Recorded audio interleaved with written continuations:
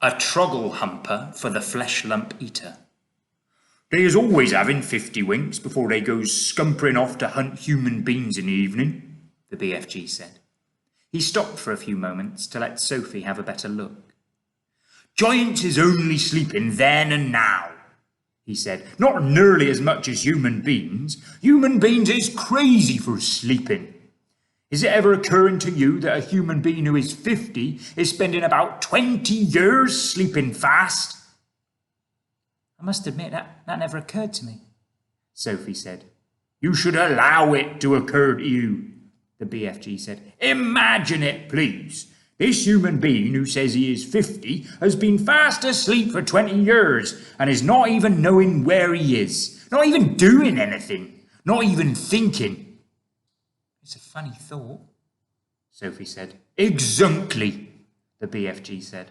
So what I is trying to explain to you is that a human being who says he is 50 is not 50. He's only 30.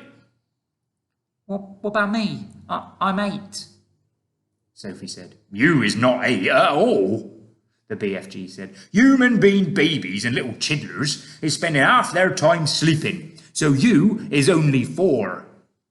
I'm 8, Sophie said. Oh, you may think you is 8, the BFG said, but you have only spent 4 years of your life with your little eyes open. You is only 4, and please stop higgling me. Titchy little snapper whippers like you should not be higgling around with an old sage and onions who is hundreds of years more than you. How much did giants sleep? Sophie asked. He is never wasting much time snozzling, the BFG said. 2 or 3 hours is enough. When do you sleep? Sophie asked. Even less, the BFG answered. I is sleeping only once in a blue baboon. Sophie, peeping out from her pocket, examined the 9 sleeping giants. They looked even more grotesque now than when they were awake. Sprawled out across the yellow plain, they covered an area about the size of a football field. Most of them were lying on their backs with their enormous mouths wide open, and they were snoring like foghorns. The noise was awful. Suddenly, the BFG gave a jump in the air. By gum frog! He cried. I was just having the most wopsy, whiffling idea. What? Sophie said. Wait! He cried. Hold your horse feathers. Keep your skirt on. Just you wait and you see what I is going to bring about. He galloped off fast to his cave, with Sophie hanging on tight to the rim of the pocket. He rolled back the stone. He entered the cave. He was very excited. He was moving quickly. You stay where you is in my pocket, Huggy Bee, he said. We is doing this lovely bit of buck swashling both together.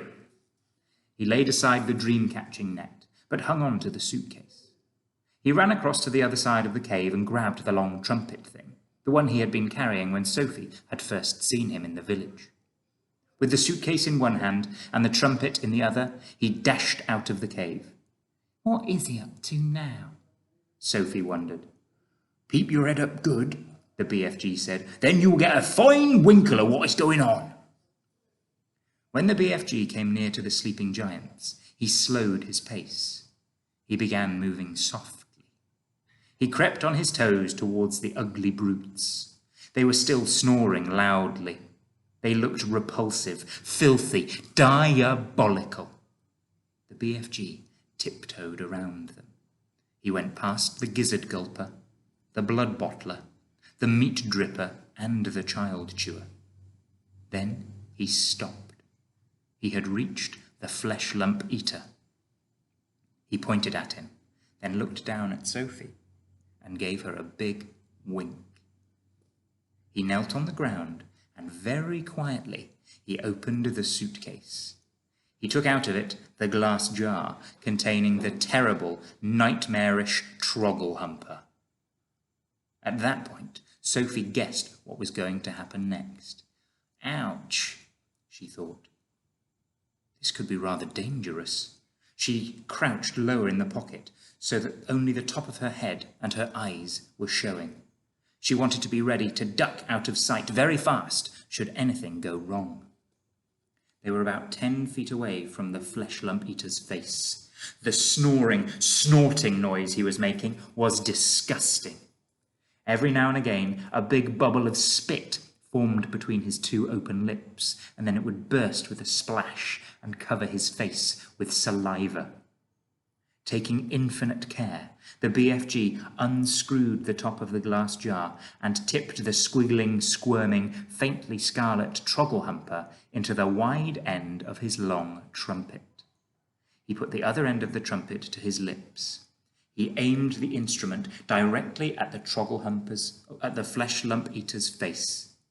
He took a deep breath, puffed out his cheeks, and woof, he blew. Sophie saw a flash of pale red go darting towards the giant's face. For a split second, it hovered above the face, and then it was gone. It seemed to have been sucked up the giant's nose, but it had all happened so quickly, Sophie couldn't be sure. "We had better be skidding away to where it is safe," the BFG said. He trotted off for about 100 yards. Then he stopped. He crouched low to the earth. "Now," he said, "we is waiting for the gun and flames to begin." They didn't have long to wait. The air was suddenly pierced by the most frightful roar Sophie had ever heard, and she saw the Fleshlumpeater's body, all 54 feet of it, rise up off the ground and fall back again with a thump. Then it began to wriggle and twist and bounce about in the most violent fashion. It was quite frightening to watch.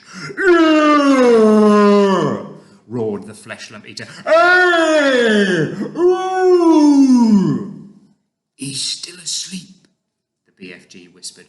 "The terrible Trogglehumping nightmare is beginning to hit him." "Serves him right," Sophie said. She could feel no sympathy for this great brute who ate children as though they were sugar lumps. "Save us!" screamed the Fleshlumpeater, thrashing about madly. "He's after me! He's getting me!" The thrashing of limbs and the waving of arms became more violent by the second. It was an awesome thing to watch such a massive creature having such mighty convulsions. "It's Jack!" bellowed the Fleshlumpeater. "It's the grooveful, grunches Jack! Jack is after me! Jack is whack-crackling me! Jack is spike-sticking me! Jack is splash-plunking me! He's the terrible, front-swiping Jack!" The Fleshlumpeater was writhing about over the ground like some colossal, tortured snake. "Oh, spare me, Jack!" he yelled. "Don't hurt me, Jack!" "Who's this Jack he's on about?" Sophie whispered. "Jack is the only human being all giants is frightened of," the BFG told her. "They is all absolutely terrified of Jack. They is all hearing that Jack is a famous giant killer." "Save me!" screamed the Fleshlumpeater. "Have mercy on this poor little giant!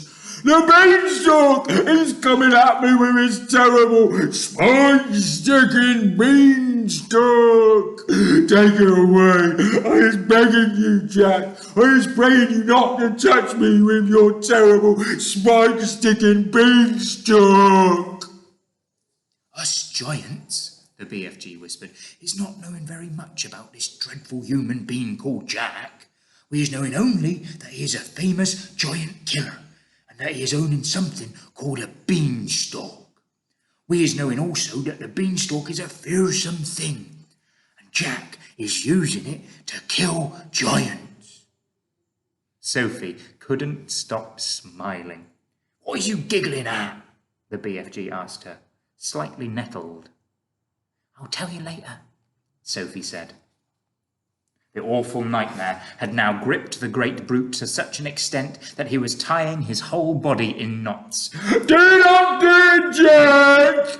he screeched. "I was not eating you, Jack! I was never eating human beings! I swear I was never gobbled a single human being in my wholesome life!" "Liar," said the BFG. Just then, one of the Fleshlumpeater's flailing fists caught the still fast asleep, meat-dripping giant smack in the mouth.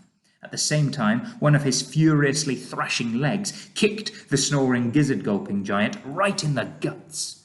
Both the injured giants woke up and leapt to their feet. "He's swapping me right in the mouth!" yelled the meat dripper. "He's bone-swoggling me, smacking the guts!" shouted the gizzard-gulper. The two of them rushed at the Fleshlumpeater and began pounding him with their fists and feet. The wretched Fleshlumpeater woke up with a bang. He awoke straight from one nightmare into another. He roared into battle, and in the bellowing, thumping rough and tumble that followed, one sleeping giant after another either got stepped upon or kicked. Soon all 9 of them were on their feet, having the most almighty free-for-all.